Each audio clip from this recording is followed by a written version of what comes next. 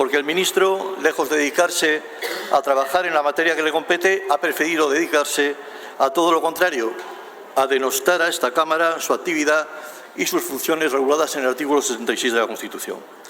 Miren, señorías, sí, las formas que ha utilizado el señor Bolaños en esta Cámara son propias de un Gobierno que desprestigia las principales instituciones del Estado, tratando de utilizarlas y manipularlas a su antojo en un claro ataque a la división de poderes y al Estado de Derecho. Lo que no resulta de recibo es que un ministro de Justicia con formación jurídica pretenda con su Gobierno vulnerar la Constitución y reformarla sin seguir los trámites legales previstos en nuestra Carta Magna, solo para satisfacer a sus socios nacionalistas.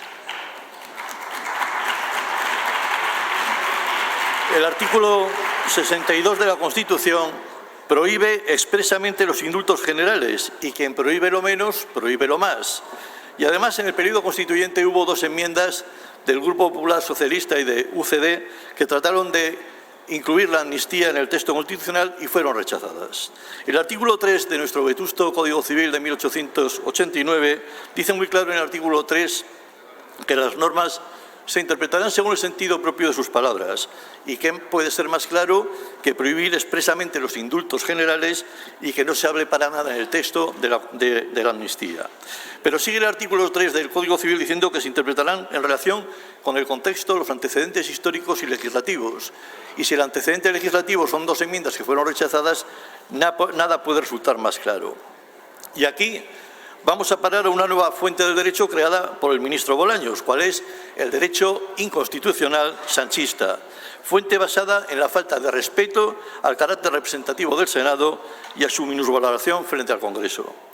¿Y cuál es la finalidad de esta irregular forma de legislar? Pues muy simple, la adquisición de 7 escaños en el Congreso. Vayamos al procedimiento utilizado. Como no nos gustan los informes, dice el señor Bolaños, sobre todo los que nos contradicen, huyamos de dichos informes mediante una proposición de ley que no los requiera. Pero qué mala suerte, señor Bolaños, porque tiene usted los informes de los letrados de la Comisión de Justicia del Parlamento, los informes de los letrados del Senado, los informes del Consejo del Poder Judicial y el informe de la Comisión de Venecia, que por mucho que insistan los socialistas, les contradicen absolutamente. Quizás cuando tantos dicen lo mismo será porque tienen razón. Lo cierto es que el señor Bolaños es capaz a las 12 del mediodía de decir que es de noche. Olvidemos, dice el Partido Socialista, la minucia de que una reforma constitucional necesita 3/5 de las cámaras para su aprobación. Como no las tenemos, vayamos a una proposición no de ley que efectivamente no las necesita y con eso socavemos las competencias del Senado.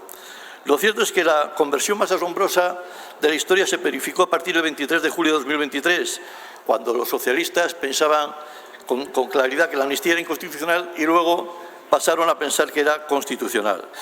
Vamos llegando al final de esta historia, amparada por el ministro de Justicia, con el falaz argumento de la reconciliación nacional y el amor fraterno entre los pueblos que sus propios socios le han desmontado desde el primer momento. Pero quizás hubiese sido interesante que el señor ministro hubiese conocido la distinción del profesor Álvaro Dors entre autoritas y potestas. Una cosa es alcanzar el poder y otra es ejercerlo con el reconocimiento social de que se está haciendo en beneficio de la nación. Señorías, el ministro de Justicia ha ejercido de todo menos de justo. Hacer justicia es dar a cada uno lo suyo. Y lo que ha hecho el señor Bolaños es darle un gobierno comprado con una ley inconstitucional a su presidente, pero a los demás ciudadanos nos ha dado la humillación como españoles y a este Senado el menosprecio. Como les decía al principio de mi intervención, y parafraseando a Publio Terencio Africano, soy senador español y nada ni nadie que menoscabe o menosprecie en este Senado me es ajeno, ni a mí ni a mi grupo. Por ello, señorías, les pido que reprueben al ministro que así lo ha hecho. Muchas gracias.